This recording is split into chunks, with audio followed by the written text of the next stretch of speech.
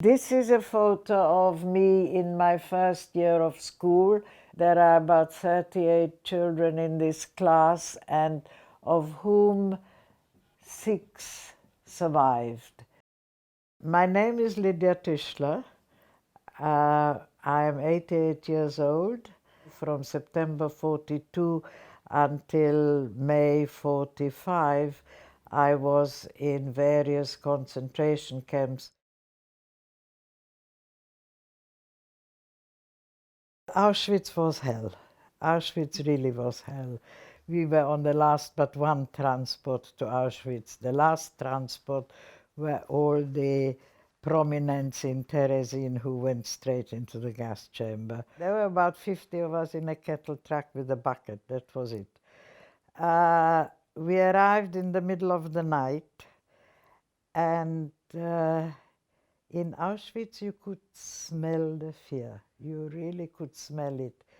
And we had to go through selection. We didn't know it was selection, but that's what it was. Mengele, whom you may have heard, was standing there, and he looked at you and then sent you to the left or to the right. The left was the side for living and the right was the side for gas. I knew that our mother, because she didn't come to the left, she went to the right. But after the war, I had a sort of hope that maybe she was in some displaced persons camp, that she wasn't dead, that somehow by miracle she escaped. We were herded into a huge hall and told to undress. And then somebody came and shaved all our hair. And then we were herded into another room where we were sat on benches, like in a theater, stacked.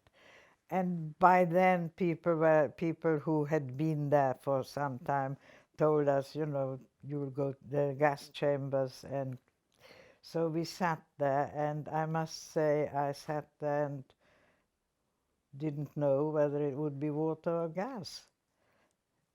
It was water. I remember when I came to Auschwitz, in this room where they took everything away from us, there was a wooden board with the nationalities of all the nationalities that were in camp. And I think on top I don't think there were any English people, French, and the bottom two were the Gypsies and the Jews. And I have to remember this.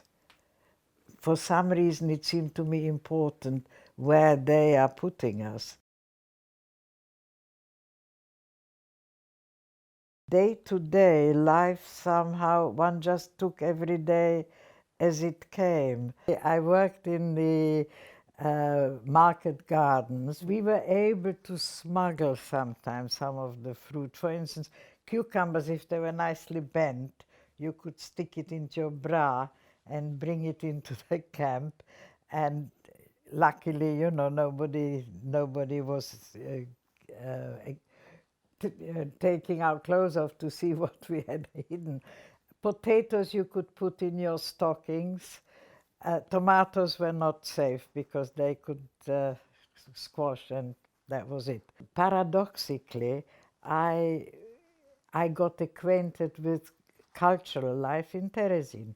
I heard for the music. There were, of course, all the well-known actors, musicians, writers, professors were also in camp. So there was a rich cultural and intellectual life as far as it was possible. I heard Verdi's Requiem for the first time in my life in Terezín. I would not have heard it if I'd been at home at the age of 12 in Ostrava. Life for people like me wasn't the worst. It was much worse for older people who felt the hunger and felt, they had already had a life that they were deprived of.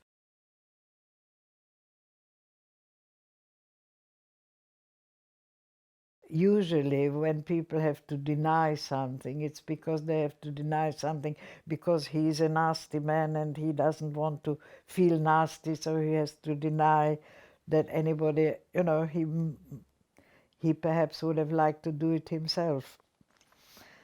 This is how I understand when people have to deny the horrors. In fact, when I came to England and I managed to find a school, and I went to it was Bronsbury and Kilburn High School for girls, and when the girls heard where I came from and they asked me questions, I thought, how can they ask me these questions? They've seen the films. But then when I studied psychology, I understood that when things are so outside human experience, you really can't believe it. I discovered later on when I studied psychology and psychoanalysis how useful defenses are. You know, that you could believe it and not believe it. You kind of told yourself, no, they made a mistake. It's not, can't be true. So people just went to Auschwitz and very few survived. I think one person escaped from Auschwitz, a Czech man who escaped, and nobody believed him what he told them.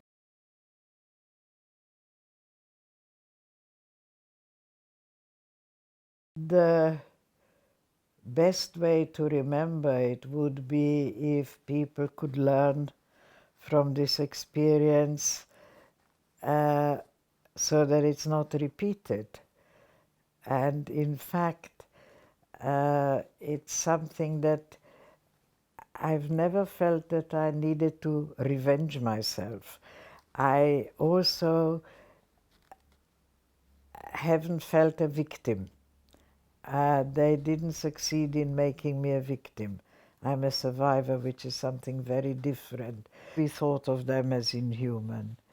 But I think they never made me feel that I'm less than human. I could, you know, I had to put up with what they did to me. You know, when they told me to undress, if I'd said I'm not undressing, then they've shot me, or don't know what they would have done. And although the Germans were able to take away all my physical, almost everything, except my life, they left me alive, but you know, whatever could be removed from my body, they removed from my body. They couldn't remove my soul. My soul. They couldn't remove my integrity, my inner self that I managed to maintain. All of us have, you know, all of us have the capacity to be sadistic and horrible to other people. We managed to not do it, you know, but the potential for destructiveness is in all of us. I actually believe that people are born, well, they're born neither good nor bad, and that the badness is something that is the way that one is treated as a child. That, you know, if you're treated well as a child, you can't become a Hitler.